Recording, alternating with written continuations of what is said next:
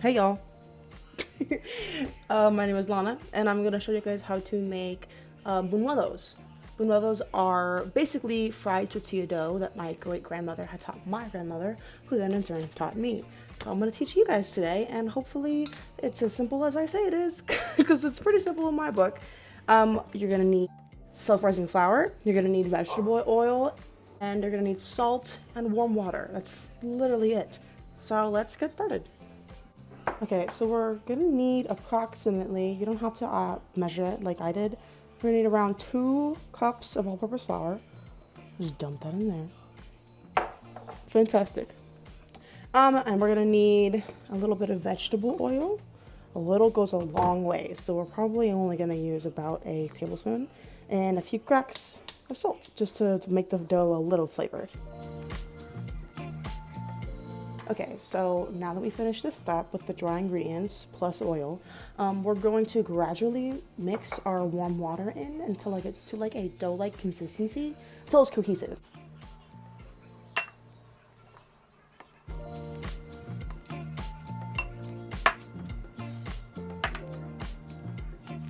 Okay, so now we're at this consistency, which is very cohesive. We're basically just going to knead this, and if you need to add more flour, if it gets too sticky, just like this, we're just going to knead it until it gets to a very smooth dough. So I'll show you that right now. So now we have our dough. It's very cohesive. It's not super sticky. Well, it could be a little sticky, but now that it's not super sticky and we can pull our hands away and have a little debris, we're going to cover it for approximately 30 minutes with a wet paper towel. And then covering it, it's going to rest until we're ready. So our dough's all set, and we're gonna move on to the next step, step 4.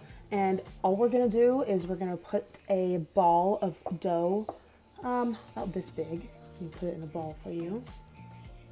And we're going to put some flour on our cutting board and just roll it out until we get about 2 centimeter thick consistency.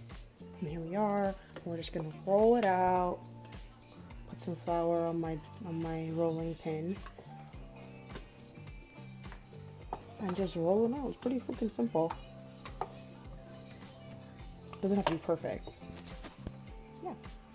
Here's where things can get really creative. You can make different shapes with your dough and fry it, and this is where you make it your own.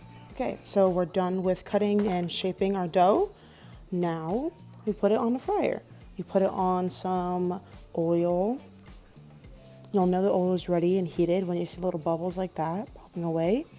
And all you're gonna do is drop it in the frying oil. It's gonna look beautiful, and you're gonna wait until golden brown. And we have our final resorts. I put together a little cinnamon sugar concoction. You can eat it with cinnamon sugar, as stated, or if you're wanting it savory, you could pair it with anything, really.